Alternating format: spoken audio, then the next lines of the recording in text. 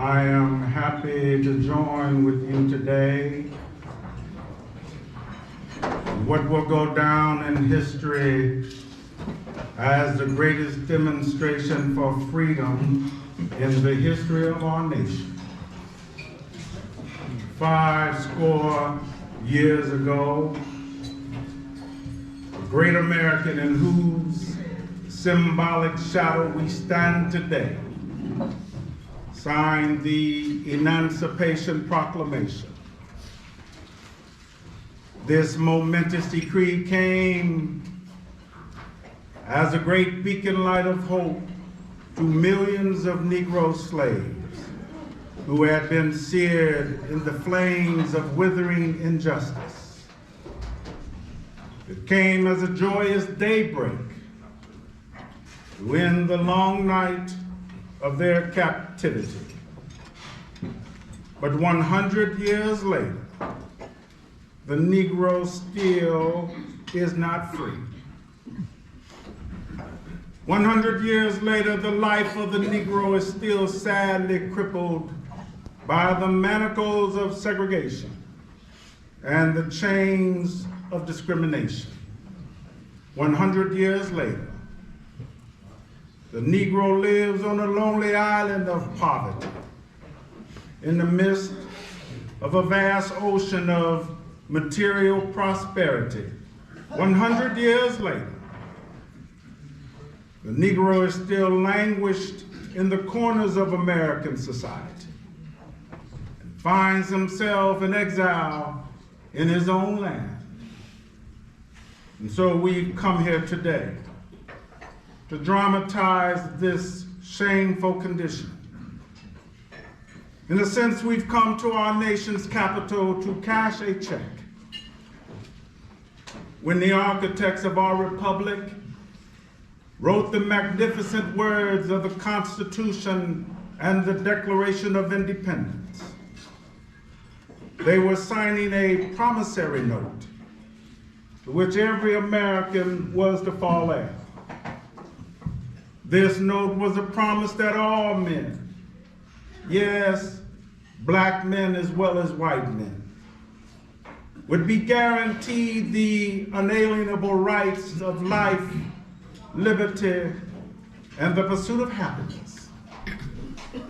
It is obvious today that America has defaulted on this promissory note insofar as her citizens of color are concerned.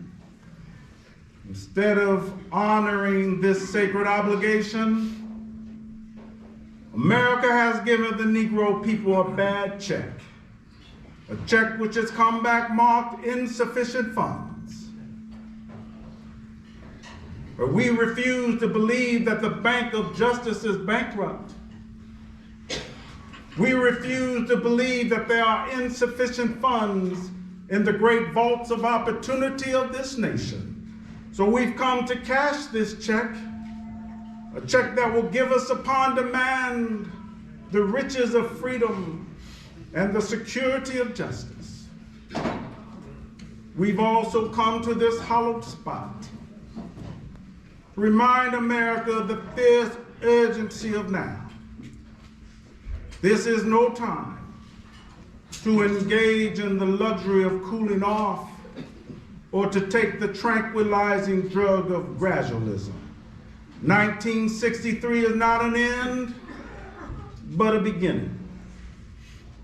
Those who'd hoped that the Negro needed to blow off steam and will now be content will have a rude awakening if the nation returns to business as usual.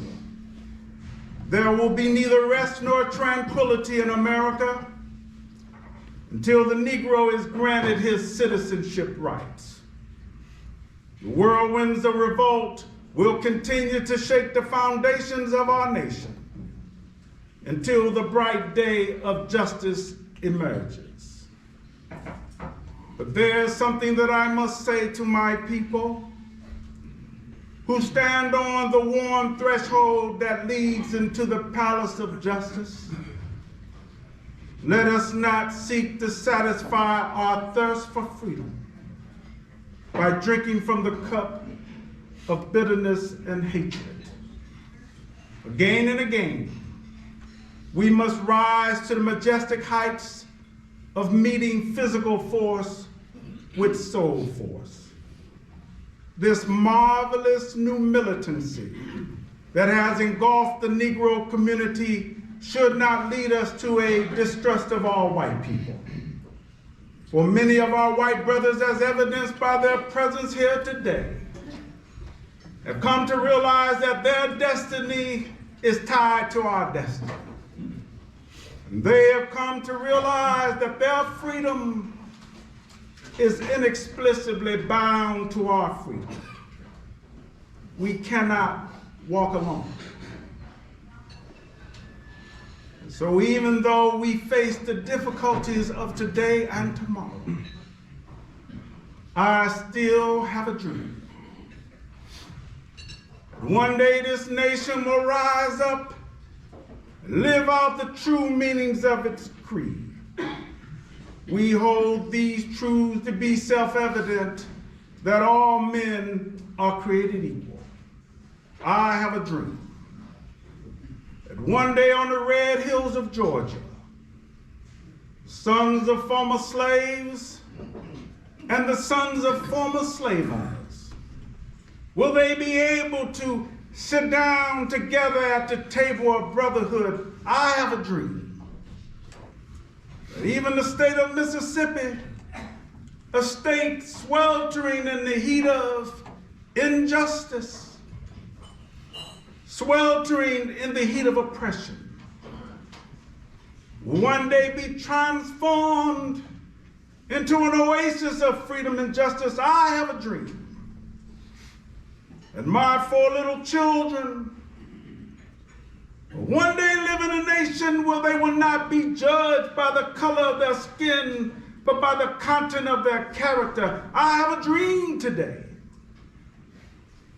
I have a dream that one day, down in Alabama, with its vicious racists, with its governor having his lips dripping with the words of interposition and nullification, right down there in Alabama, little black boys and black girls will be able to join hands with little white boys and white girls as sisters and brothers. I have a dream today. This will be the day when all of God's children will be able to sing with new meaning, my country, 'tis of thee. Sweet land of liberty, of thee I sing. Land where my fathers died, land of the pilgrim's pride. From every mountainside, let freedom ring. And if America is to become a great nation, this must become true. So let freedom ring from the prodigious hilltops of New Hampshire. Let freedom ring from the mighty mountains of New York. Let freedom ring from the heightening Alleghanies of Pennsylvania. Let freedom ring from the snow-capped Rockies of Colorado. Let freedom ring from the curvaceous slopes of California.